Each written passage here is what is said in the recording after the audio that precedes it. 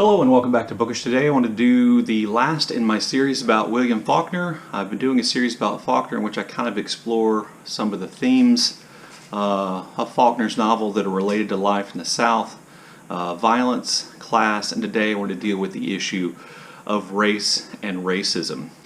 You know, since Faulkner wrote about, and all his novels and almost all his works were set in the American South, in the late 19th and early 20th centuries, it's impossible to avoid the issues of race in his work.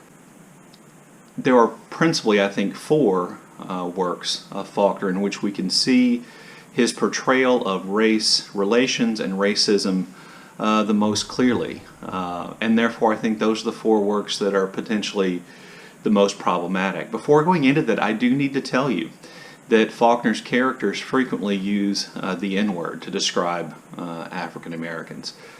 This is something in and of itself that any number of people might find offensive and might find as a reason to avoid Faulkner. Fair enough.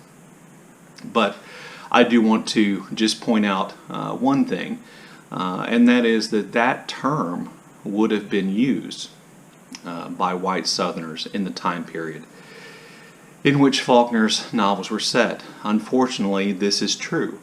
I think the N-word almost exclusively appears in the form of dialogue in Faulkner's works where characters are using the N-word, but since some of his works are stream of consciousness, it can be a little bit more difficult to tell. The issue of race plays a role in four of Faulkner's works, or plays a major role in four of Faulkner's works. Three of those are some of his most respected and major works. Those would be Absalom, Light in August, and Go Down Moses. But I also think race is a subtextual topic of his kind of collection of short stories which were put together in a novel called The Unvanquished. So in the first three novels, Absalom, Light in August, and Go Down Moses, the issue of race involves what I think it's fair to say is an obsession with Faulkner in his work, and that is his dealing with the reality that slavery produced a large number of mixed race people. In the American South, we have no idea how common it was for enslaved African American women to be raped by white men, their owners, etc., but we have to assume that number was relatively high. This is a reality that Faulkner deals with, and in these three novels, in fact, some of the major characters are characters with a mixed race heritage. It's almost always, all three characters who are kind of major figures are male characters who had a white father and an African American mother. By the way, just let me restate, any sexual relationship between a white slave owner and a female, an African American enslaved female, all of those sexual relationships are rape. It's impossible to give consent if you're enslaved, and therefore those are all rapes. So in Absalom, the mixed race character is Charles Bond. He is the son of one of the most important kind of figures in the founding of Yoknapatawpha County, a man named Thomas Sudpin, and he comes to Mississippi to kind of claim his heritage as Sudpin's son. He falls in love with his white half-sister, and is later then murdered by his white half-brother, who he'd become very close friends with. Charles Bond is a strong, noble figure, a person to be admired, and I think Faulkner makes it clear that his brother who shoots him is the weaker brother, and is the less, is doing what Southern tradition says he should do if an African American man attempts to marry and therefore have sexual relationships with his sister. In Light in August, the character, or the mixed race character, kind of at the center of that novel, is a man named Joe Christmas. Joe Christmas is, not a particularly good person. I've seen some critics describe him as a psychopath who ends up involved in a sexual relationship with an older white woman who is then murdered. Christmas is blamed for it, primarily because of his mixed race heritage, and he is going to die from being shot to death and castrated by a member of a lynch mob who comes to look for him. And then in Go Down Moses, the most important mixed race character in that book is Isaac McCaslin, or Ike McCaslin.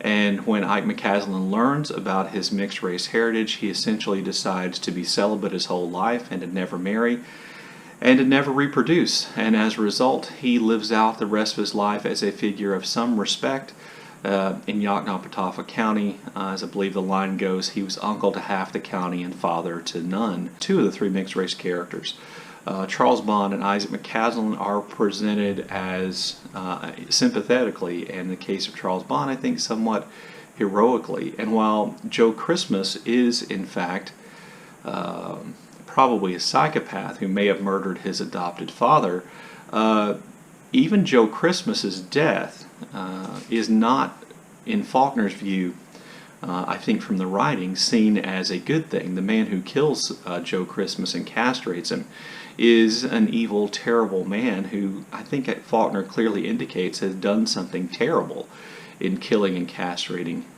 Christmas. So I think it's kind of interesting to look at those three characters from those three books and try to figure out what Faulkner's up to. What is he saying? Is he okay with people of mixed race? Is he okay with marriage between the races, with interracial romances and marriages and children, or is he against it? One way of looking at it is that Faulkner is relating the reality of life in the South, that African American men who attempted to engage in romantic or sexual relationship with women were frequently the victims of violence, and oftentimes terrible violence. There is some reality of that. Is he holding up McCaslin as a model for how people of mixed race should behave? Or is he indicting white Southern society for not accepting its mixed race people, or being more racially accepting? Before I kind of get to that and those books, I want to talk about the fourth book, which is The Unvanquished. Now, The Unvanquished is really a book about how white Southern society has to change and adapt to the future. In addition to that, it also kind of describes African Americans, enslaved African Americans, and post-slavery African Americans in really stark terms. In that book, African Americans who remained on the plantation, remained on Colonel Sartoris's plantation, even though the Union Army was approaching and freedom was coming, those who stayed, who maintained traditions, who helped the white family members preserve, what they could of the plantation and of their way of life, those characters are treated sympathetically, and they're referred to by name. African American characters in the book, and African Americans in general, who ran from their plantations as the Union Army approached northern Mississippi and attempted to meet with the Union Army to gain their freedom, are invariably referred to by the Nword. And they are talked about and treated differently. These are kind of, I think, interesting topics that come up here with Faulkner and the issue of race. And so I think they lead to the question is, are Faulkner's works racist? Was Faulkner a racist? And this is a really complicated answer, I think, and I think it's one which we have to leave up to the interpretation of individual readers. So I'll just give you my opinion. My opinion is that Faulkner the man was far more racist than Faulkner's works are.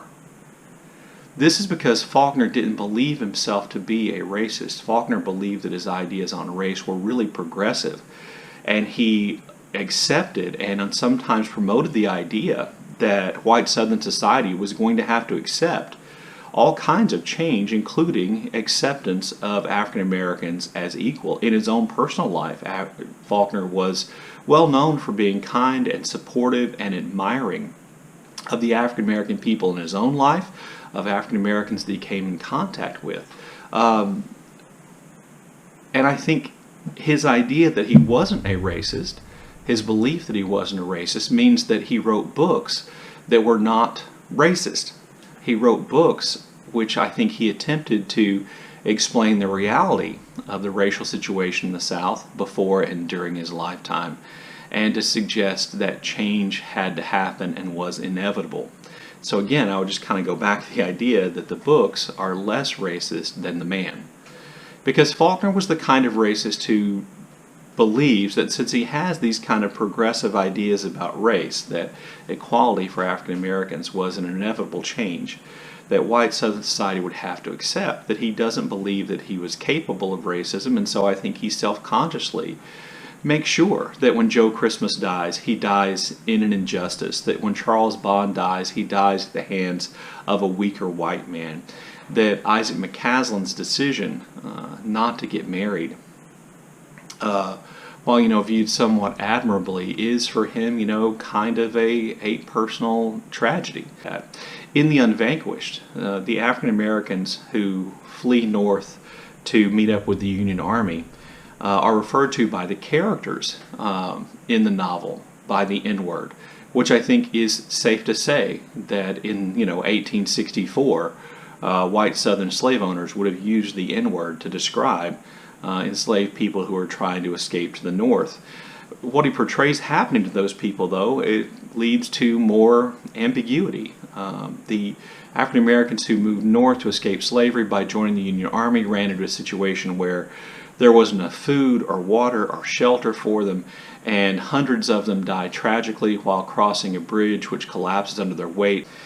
So is Faulkner saying that African Americans should not seek freedom and equality? Faulkner did write these novels from the South, an area in which racism was evident in the laws and in everyday society, and I think it's impossible that his views on race weren't influenced by that. But again, I'll remind you that Faulkner thought about himself as progressive on the issue of race, and he saw himself as a supporter of civil rights. I think he famously complimented Martin Luther King Jr. and the other leaders of the Montgomery bus boycott, one of the most iconic and important moments in the history of the civil rights movement. But Faulkner was also famous, and one famous quote said that he opposed forced integration just like he opposed forced segregation, and that he didn't think the United States government should be coming to Mississippi and forcing the integration of public institutions. And in fact, in a passage which he later said he was misquoted, he said that if Mississippi decided to fight against the federal government to prevent forced integration, that he would take up arms and fight with Mississippi, and that might include even shooting what he referred to as Negroes to avoid forced integration. Well, that's not a very progressive idea about racism or equality for African Americans. So I think the accurate way to look at Faulkner's issue on race is that his form of racism was a patronizing form of racism. He had no problem with African Americans as human beings, no problem praising their individual virtues or promoting individuals or loving African American individuals.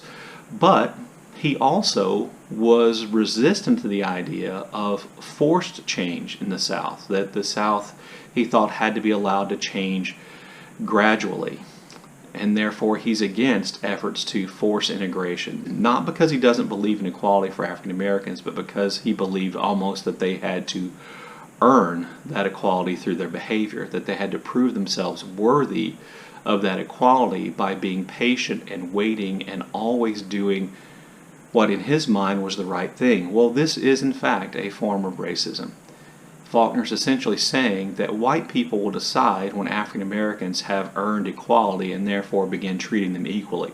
That is an inherently racist concept. And that form of patronizing racism is something that I think a lot of white Southerners adopted.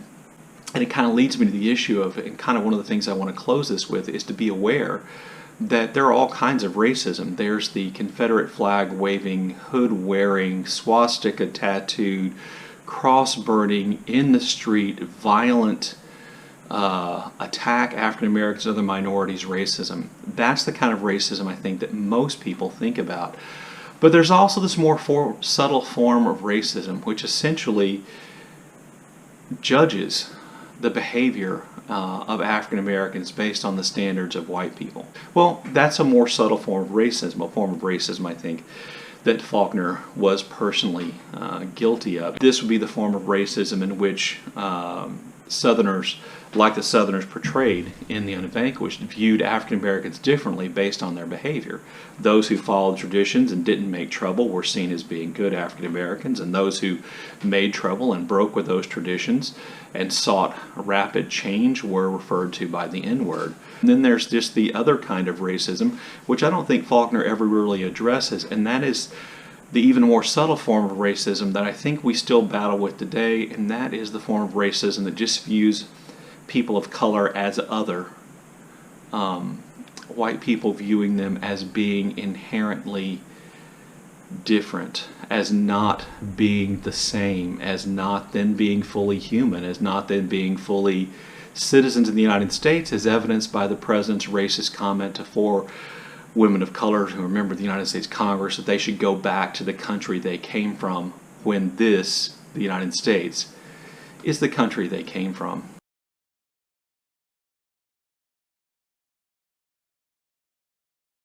So, was Faulkner a racist? Yes, I think in the patronizing sense he was a racist.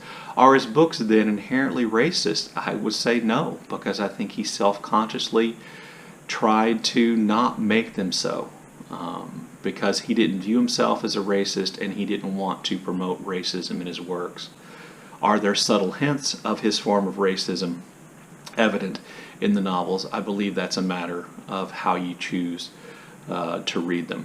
So my end conclusion is that Faulkner's books are less racist than Faulkner, the man himself, actually was. Feel free to disagree with me. Feel free in the comments section to point out flaws in my argument about Faulkner and to challenge me on the idea that I view Faulkner's works as being less racist than Faulkner the man, because I'm a fan of Faulkner's works. Anyway, look forward to seeing all those comments in the comment section below, and as always, thank you for watching.